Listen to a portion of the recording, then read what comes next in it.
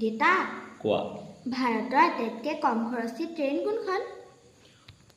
ভাৰতৰ আটাইতকৈ কম খৰচী ট্ৰেইনখনৰ নাম হ'ল জাগৃতি এক্সপ্ৰেছ। এই ট্ৰেইনখনে 25 টকা ভাড়াত 8,000 কিলোমিটাৰ ভ্ৰমণ কৰোৱায়। গম পাইছেনে?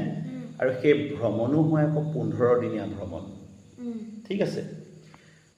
আচল কথাটো হ'ল এইটো যে কোনো লাভৰ কাৰণে এই ট্ৰেইনখন চলোৱা নহয়, বৰঞ্চ উঠি অহা ল'ৰা ছোৱালীবিলাকক উদ্যোগৰ প্ৰতি আকৰ্ষিত কৰিবৰ কাৰণে আৰু এণ্টাৰপ্ৰেনিয়ৰশ্বিপৰ প্ৰতি আকৰ্ষিত কৰিবৰ কাৰণে এই ট্ৰেইনখন চলোৱা হয়।